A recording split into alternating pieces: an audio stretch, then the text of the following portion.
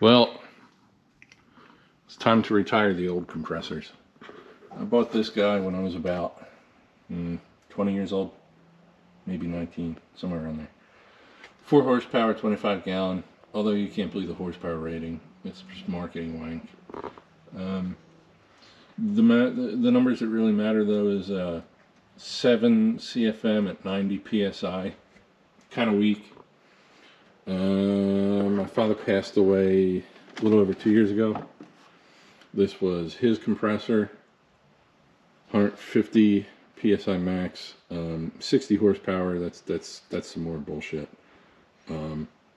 It's probably 3 horsepower, if that, and 30 gallon. But again, the numbers that really matter here are the 6.4 CFM at 90 PSI. Again, just doesn't work for me. Running the Whizzer, the thing constantly cycles. Every time I use my blowgun, it constantly cycles. So if I'm going to be doing any kind of body work on that, I'm probably going to be using some more air tools, which are not going to be able to be powered by those 2 air compressors.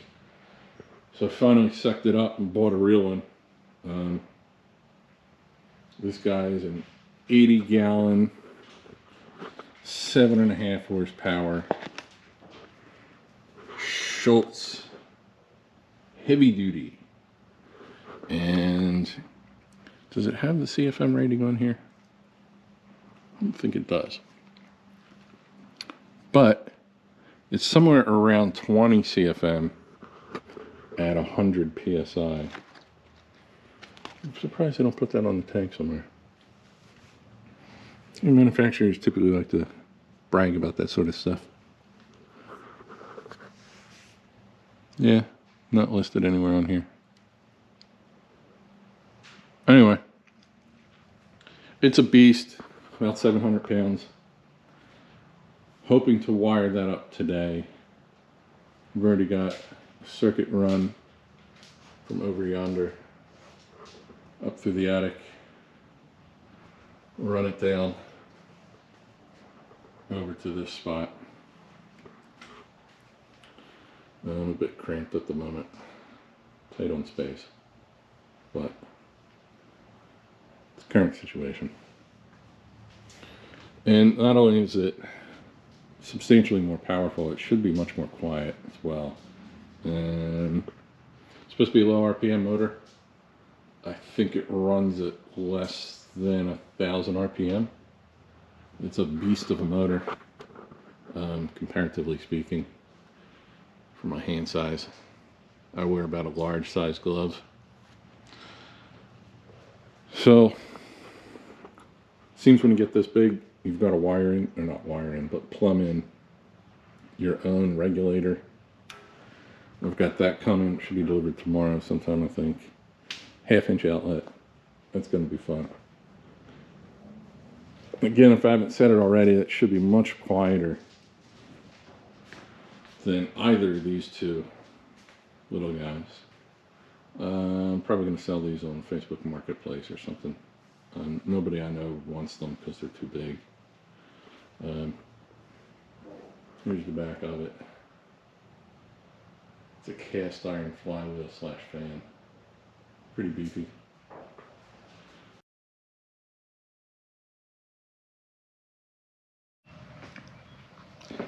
Have you ever done something and thought, I may regret this? I present Exhibit A. Let's see what happens.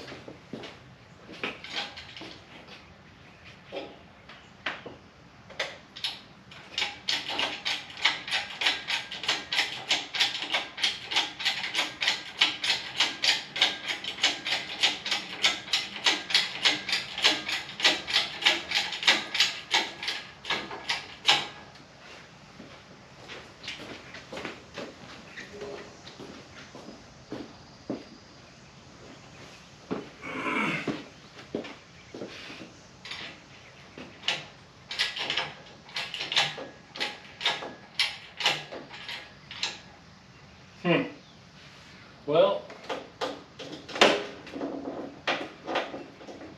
Yeah, that's a problem.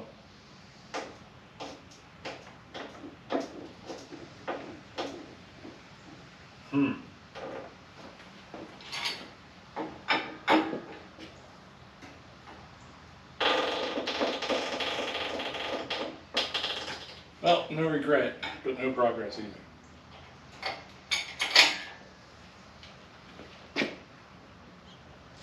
On to plan C. Alright, so on to plan F. I think I'm going to try using some cribbage. I think that's what it's called. Anyway. I'll attach those 2x4s, lift one side at a time, just a little. Stack up a bunch of 2x4s on either end. I only need to go up a little bit. And then I can get this pallet out from under it. And if I can lift it, then I should be able to lower it. And I'll try to lower it onto the dock. See what happens. I could go wrong.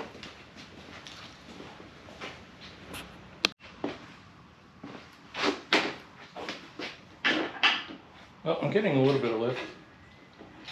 Not a whole lot. Don't need a whole lot.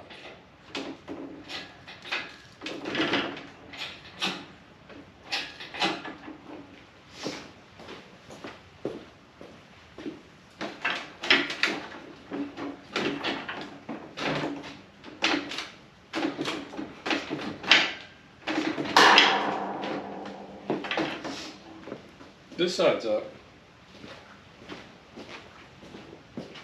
Not so much over here. It's hitting the cherry picker stuck against, maybe that did it. It's riding up against the pallet. Okay, there we go.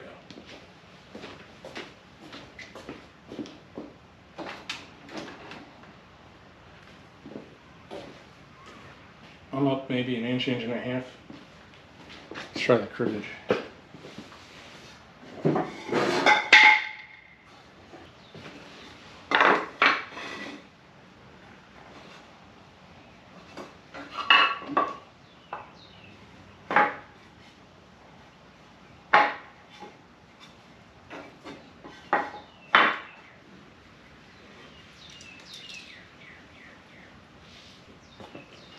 I'm going to try to go up one more 2x4.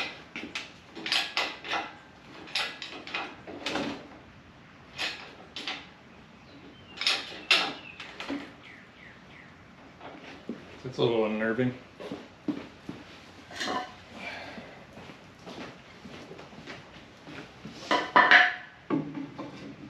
Just a hair more.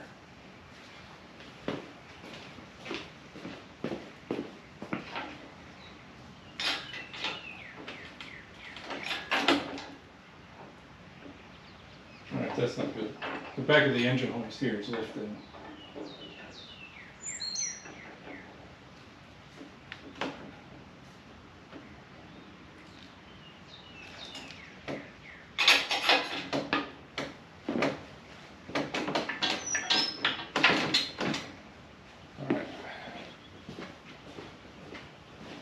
Get some other wood shims.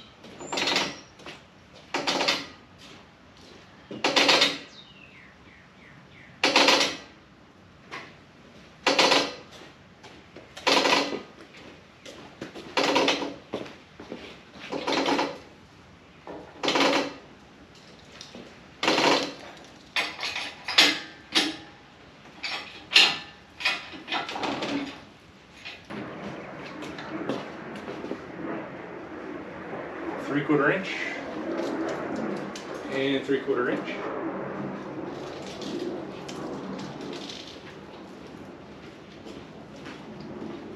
See how that does.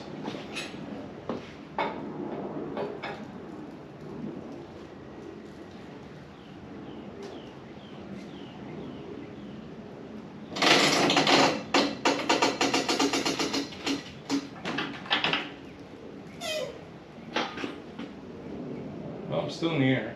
That's good.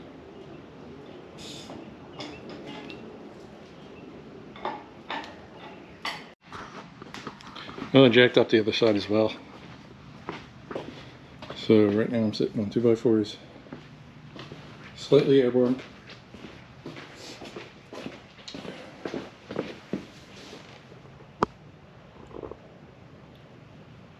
Now I just need to get the pallet slid out from under it. Might have to cut the nails in the back. We'll see. Oh, right. I got nails in the middle too. Just in the ends. But I think I'm good to try to get this out. Let's see what happens. This is precarious as shit. But hey, if it works, this is a dumb idea.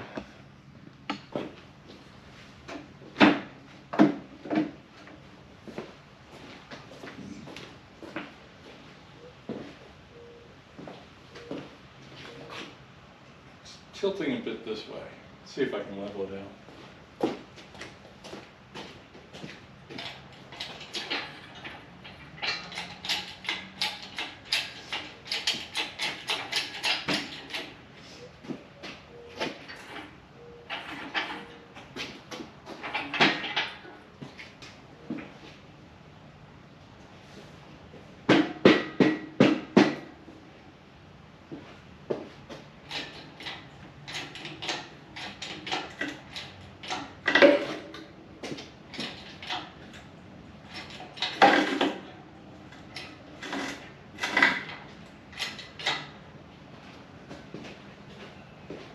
Alright, so the back is supported by the engine hoist. The front's on the 2x4s.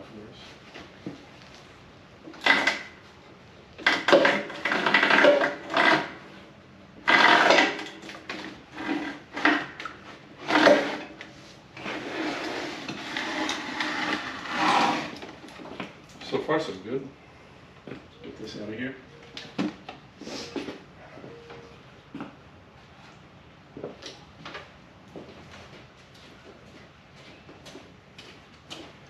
These are rated for 1,000 pounds each. The whole thing's supposed to weigh 700 pounds, so we should be good.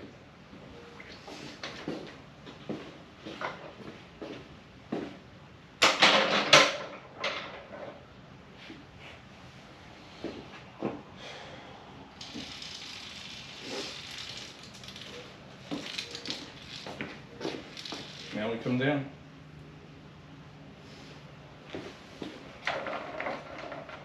Maybe.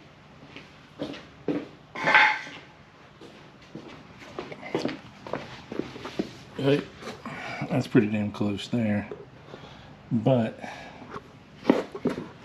these damn nails are in the way. So you're gonna have to cut them. Oh, that's not gonna be fun. Well, the beast is in its final resting place.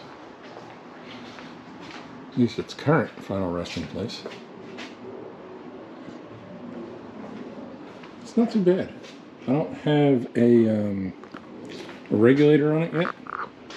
Here's the outlet. But just freewheeling it, it's not too loud.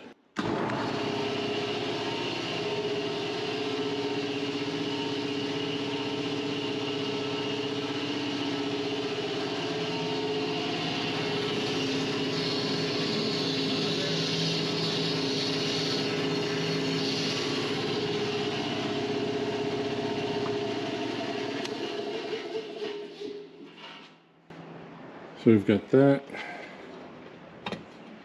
This is, we're going to disconnect, off, and that kills all power from the circuit breaker over yonder to the attic to here. So that kills all power going into this beast. I think that's up to code. Anyway, good enough for me. Waiting for my regulator to come in. And once I get that in, then I can take, there's my hose reel up to the I'll grab this line that goes behind my storage bins It runs over to this tank. Disconnect it, reroute it up over the ceiling this way. Up that way. Straight down to here. I think this will work out well. So I finally have the air compressor